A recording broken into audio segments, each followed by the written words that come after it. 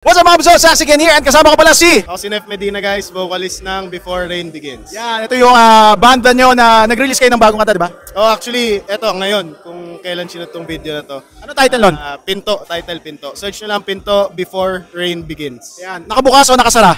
Depende sa'yo. Sino ang costume mo ngayon? Ikaw ba ngayon si Mr. Arevalo? Yung mas payat ng konti. Okay, so tingin mo yung costume na yun, makakatulong yan mamaya sa pagpalo mo sa pickle. Sakto lang, pero mainit kasi, tsaka mabigat eh.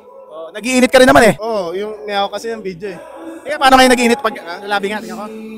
Wow! Tapat mo sa akin. Ay, baka magselos ang jowa mo. Papanood niya to.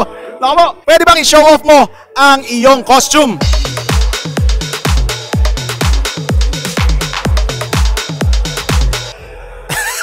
Pumuputok, pre.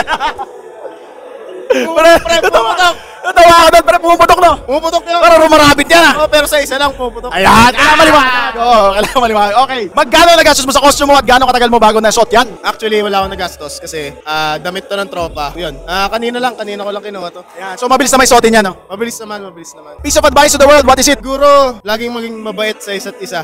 Yan. Tsaka magtulungan as much as possible kaysa yung may kanya-kanyang larga sa buhay. Tama, huwag makikipag-away. Minsan lang. Pag kailangan.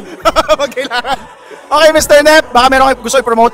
Syempre guys, yun, follow nyo ako, Nef Medina. And follow nyo yung banda ko Before Rain Begins. So yun, bagong-bago siya. And syempre, stream nyo yung bago naming kanta. It's called Pinto Before Rain Begins. Available yan sa lahat ng digital platforms. And syempre guys, sa mga taga Bacoor, punta kayo sa cafe namin, Hartel's Cafe PH. Saan matatagpuan? Nasa siya, loob ng ATL Fitness, Molino and Imus. Yan. So, yun lang mga buso. If you find this video interesting, like, comment, and share lang kayo. Maraming salamat mga buso. See you on our next video.